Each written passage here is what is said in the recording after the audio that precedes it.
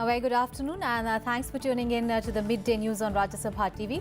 I'm Ashwarya and these are the headlines. My government has ensured benefits of technology for all sections. Prime Minister Modi tells beneficiaries of a Digital India mission, informs that 3 lakh common service centres have empowered citizens by boosting jobs and entrepreneurship opportunities. Journalists and politicians attend the last rites of a slain rising Kashmir editor Shujat Bukhari at his ancestral village. Manhunt for suspects after police released pictures of the assailants who killed Bukhari and 2 PSOs.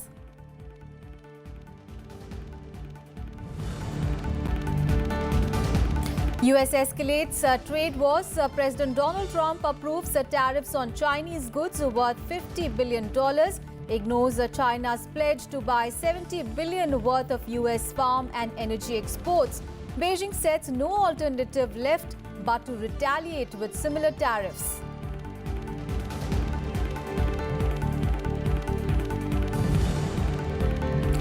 Day 2 of the one-off test against Afghanistan. India all out for 474 in the first innings. Hardik Pandya scores a 71. Tailenders Umesh Yadav and Nishant Sharma score fast-paced 33 runs to take the host score past 400 runs. And in the World Cup football, it is the showdown of the Group B heavyweights today. Euro 2016 winners Portugal clash with Spain. Iran takes on Morocco. Group A will have Uruguay playing Egypt.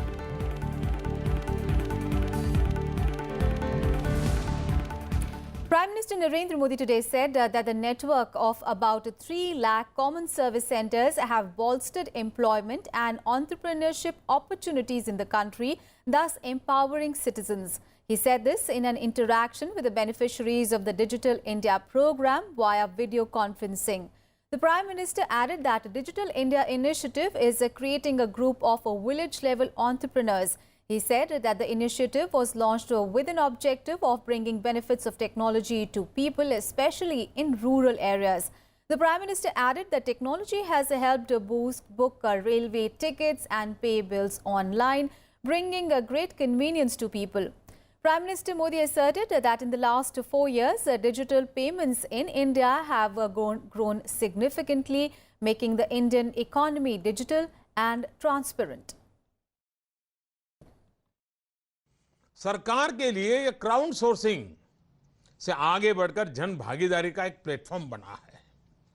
हर महीने मन की बात कार्यक्रम के लिए भी देश के कोने-कोने से लोग अपने सुझाव और प्रेरणा देने वाले उदाहरण भी मुझे इस प्लेटफॉर्म के माध्यम से लोग भेजते हैं।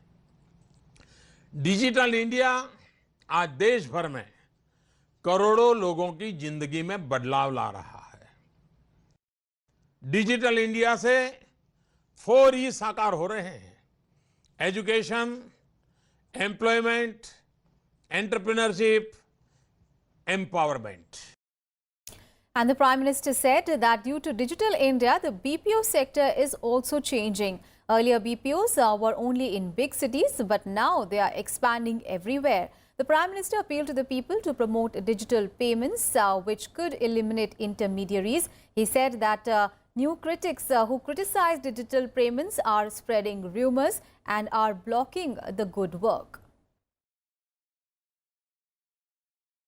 आज जब देश के गांव, गरीब, किसान डिजिटल चीजों को अपना रहे हैं, तो अब वे लोग नई अफवाहें फैलाने शुरू किया है। ऐसा झूठ फैलाते हैं। कभी कहते हैं इसमें पैसे सुरक्षित नहीं, तो कभी कुछ और बता देते हैं। इसके पीछे ऐसे लोगों की साजिश है। पर्दे के पीछे वो लोग हैं जो अगर ये डिजिटल व्यवस्था आ गई, सीधे पैसे बैंक में चला जाएंगे, तो उनका कोई जो दुकानें चलती वो बंद हो जाएगी। वो बिचौलियों में कमीशन खाते हैं, वो बंद हो जाएंगी। और इसलिए वे नए तर्क, नई अफवाहें फैला करके अच्छे काम में रुकावटें डाल रहे हैं। And Gujarat has emerged as the top state in composite water management in the country.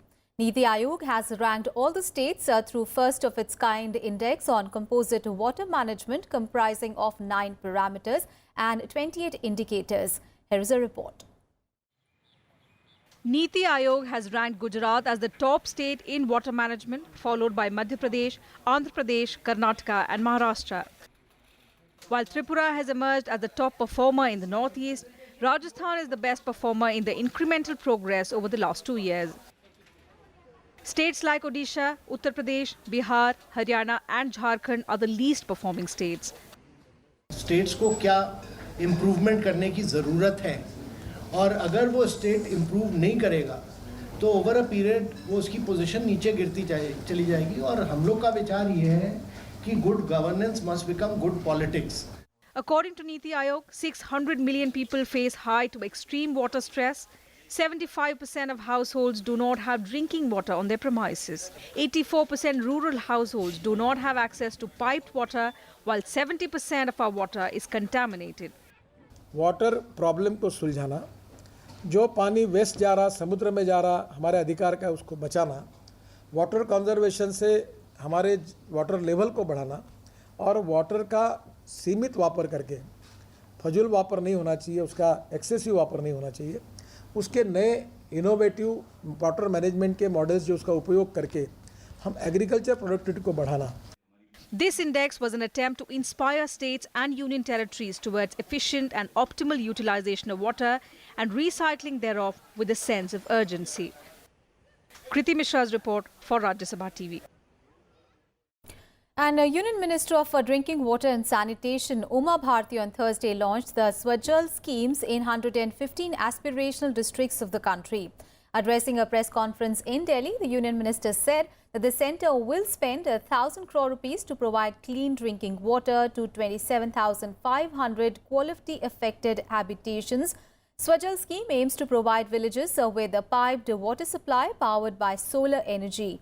It involves an outlay of 700 crore rupees through the flexible funds under the existing National Rural Drinking Water Programme budget. The scheme will train hundreds of rural technicians for operation and the maintenance of Swajal units. Further, she called upon the states to ensure that the sustainable development goal of safe drinking water for all is achieved in India by 2030. Swajal योजना के लिए 700 करोड़ हैं, विषाक्त पानी को शुद्ध निर्मल करने के लिए 1000 करोड़ हैं, ओडीएफ के लिए 30,000 करोड़ हैं और ड्रिंकिंग वाटर के लिए 7,000 करोड़ हैं. जो टारगेट दिया गया है इंटरनेशनल 2030 तक हमें भारत के पेयजल के संकट का निवारण करना है. And to improve its services in the trains and at the railway stations, the Indian Railways is now mulling a proposal to deploy undercover men to check for faults in the services offered by it. According to the Railway Ministry officials, the undercover men dressed in plain clothes will monitor the food quality, the staff behavior on the train and at the railway stations while acting as normal passengers. They will rate the services and the staff performance based on their observations. They will also submit a report based on their findings. Now to some other news, 8 more states have signed agreements with the Union Health Ministry to implement the government's National Health Protection Mission, taking the total number of states to 20. The agreements were signed yesterday at the Health Ministers' Conclave, but 4 states, Delhi, Odisha, Punjab and West Bengal, have not yet given any response towards adopting the program. Government's flagship program, Ayushman Bharat, aims to provide a cover of 5 lakh rupees per family annually to 10 crore vulnerable families. Big story from Jammu and Kashmir, where the state police released 2 pictures of 3 bike-borne suspects hours after veteran Kashmiri journalist Shujat Bukhari was murdered in Srinagar on Thursday. The images, which were caught on a CCTV camera, showed 3 attackers with their faces covered riding a motorcycle. The police have also asked the public to help identify the attackers. Rising Kashmir editor Shujat Bukhari and 2 of his personal security officers were shot dead by unidentified gunmen outside his office in Srinagar in Jammu and Kashmir on Thursday. Bukhari was leaving his office in a press enclave in the city centre Lal Chowk for an iftar party when he was shot.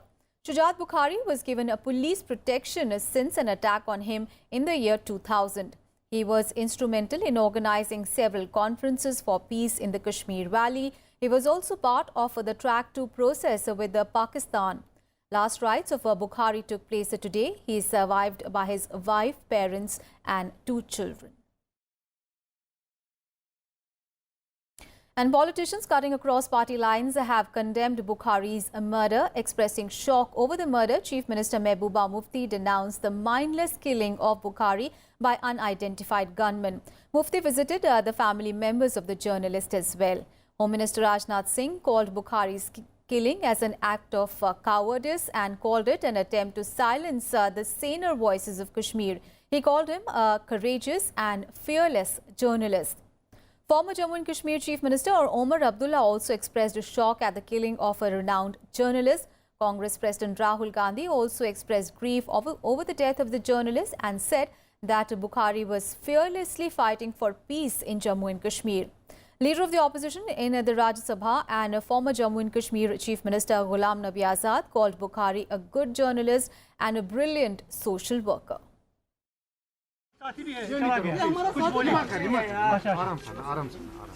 ये तो shocking है, इससे ज़्यादा क्या कह सकती हूँ मैं। अभी कुछ दिन पहले ही मुझे मिलने के लिए आया था ये।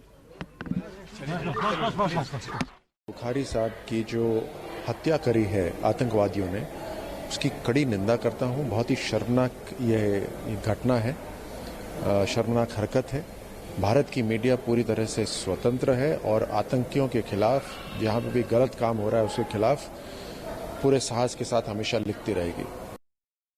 इस रमज़ान के पाक महीने में जिस तरह से शुजात बुखारी जी की दर्दनाक मौत और उनका कत्ल हुआ है, इसको जितनी भी निंदा की जाए उतनी कम है। शुजात बुखारी साहब एक 72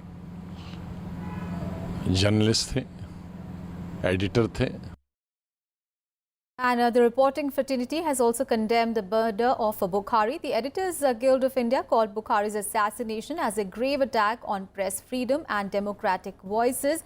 Condemning the attack, the Editors Guild paid tributes to Bukhari and described him as a voice of moderation and a courageous, big-hearted editor who mentored a large cadre of journalists from Kashmir. In a statement, the journalist body called upon the state as well as central government to enhance security for all the journalists in Jammu and Kashmir and said that an attack on a journalist challenges the very foundation of a free press and vibrant democracy. Several media bodies, including Press Club of India, Indian Women Press Co., Press Association and Federation of Press Clubs of India, expressed shock over Bukhari's killing and said that the forces working against restoring peace in Kashmir Valley have silenced a voice of reason, logic and peace. The Kashmir Editors Guild called Bukhari's death was a great loss to the media fraternity. KEC also demanded a speedy investigation into the brutal attack to punish and identify the killers. And as a tribute to their editor, Rising Kashmir released on Thursday its edition, dedicating it to their founder, Shujat Bukhari, and calling him a thorough and courageous journalist. देश के लिए, भारत के लिए एक बहुत बड़ा नुकसान है। इतना बड़ा फ्री एंड फेयर जो लिखते हैं, जो सोचते थे, वो किसी से डरते नहीं थे। अगर वही पत्रकार को जान ऐसे चले जाएंगे तो बहुत ही दुखद घटना होगा देश के लिए, सारे पत्रकार जगत के लिए। हम प्रेस क्लब ऑफ इंडिया की तरफ से उसको नमन करते हैं और साथ में उनका जो परिवार है उनको समवेदना बताते हैं, जताते हैं। And more news from Jammu and Kashmir, where the bullet-ridden body of an army jawan was recovered from Pulwama district on Thursday, hours after he was abducted by militants on his way home for Eid celebrations. Aurangzeb, who was a buddy of a company commander, was shot in his head and neck. He was abducted by militants in Pulwama when he was on his way home in Rajouri district. His body was found by a team of police and army at a village about 10 kilometers away from Kalampora. More news related to Jammu and Kashmir. Home Minister Rajnath Singh yesterday chaired a high-level security meeting in the national capital, and during the 45-minute-long meeting, a discussion was held that a final decision on the commencement of the counter-insurgency operations in Jammu and Kashmir will be taken by the centre later.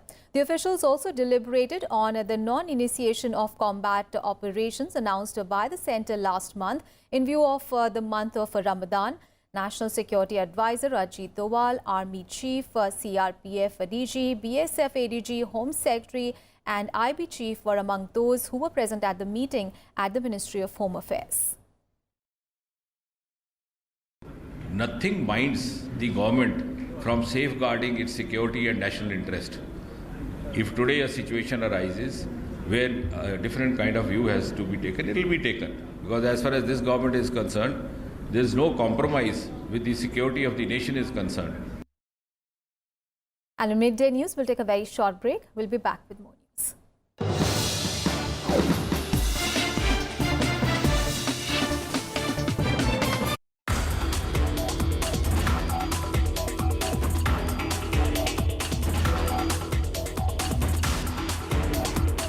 Abiotic stresses are very, very important because particularly with issues of climate change where there are vagaries of the monsoon. Fortunately, particularly in rice itself, there is a lot of work that has been going on in this regard. We made improved Samba Masuri. We identified 3 genes. That was what the initial work was very important. Now we find that we have tested more than 1,000 isolates of this bacterium from all parts of the country. Transgenic technology and marker-assisted selection are both converging to the point where essentially the net result of all of it is that the capabilities of biotechnologies to improve crops is enhancing tremendously.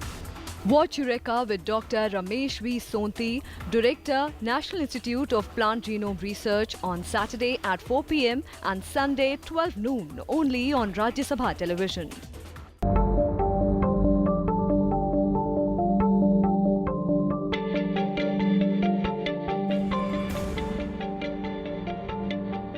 Four years of Modi government.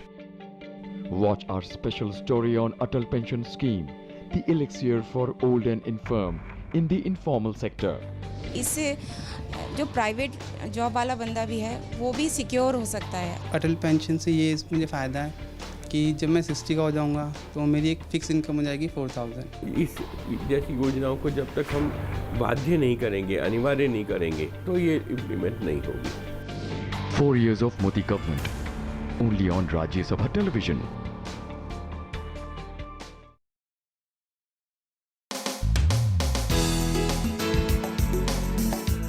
Rajya Sabha TV's YouTube channel has just crossed a new exciting milestone.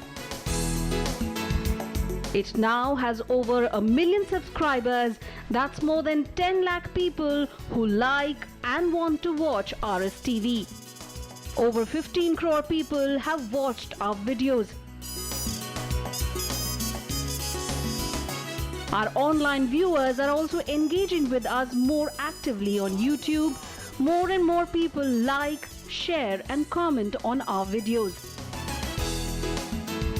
We thank you, our growing tribe of RSTV viewers. We will strive every day to bring you more exciting and engaging content. So stay tuned to Rajya Sabha TV.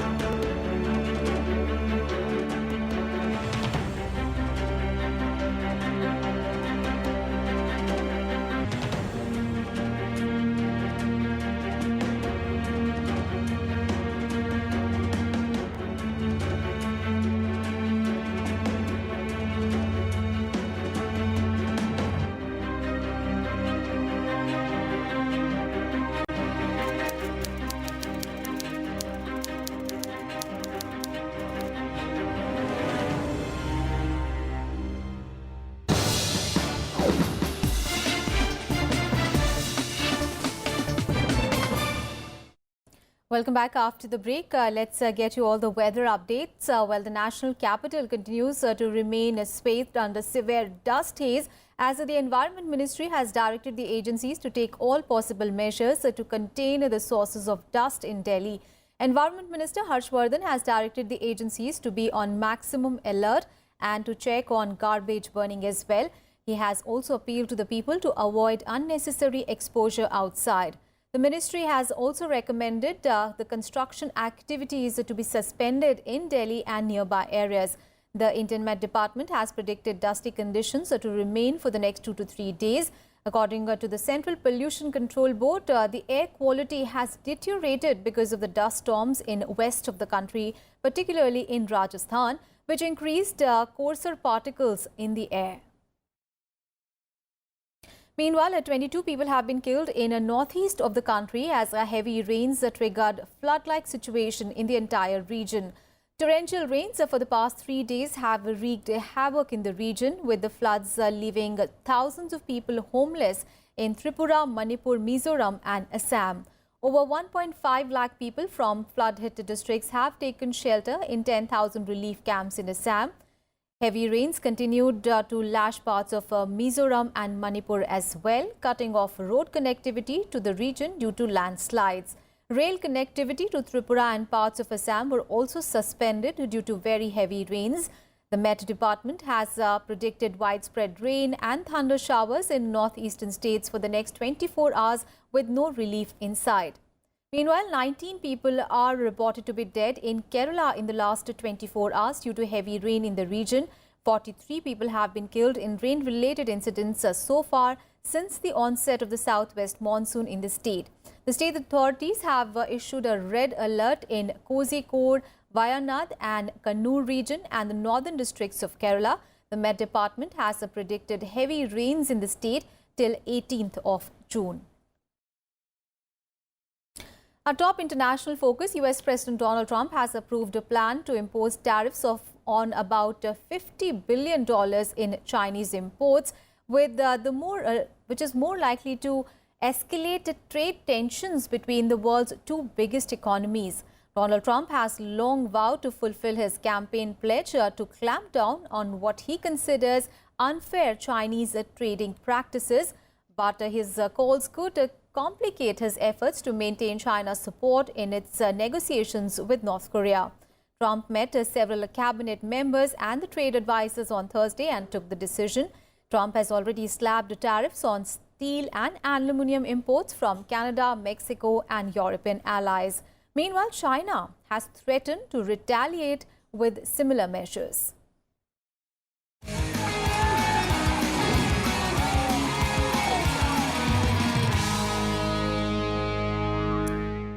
And time now for all the football updates from FIFA. Well, day 2 of the 2018 FIFA World Cup today will see former champion Spain clash against Portugal for the second time in the World Cup history. In the 3 matches that are slated for today, Uruguay will take on Egypt from Group A at 5:30 p.m. India time. From Group B, Iran will clash with Morocco at 8:30 p.m. India time.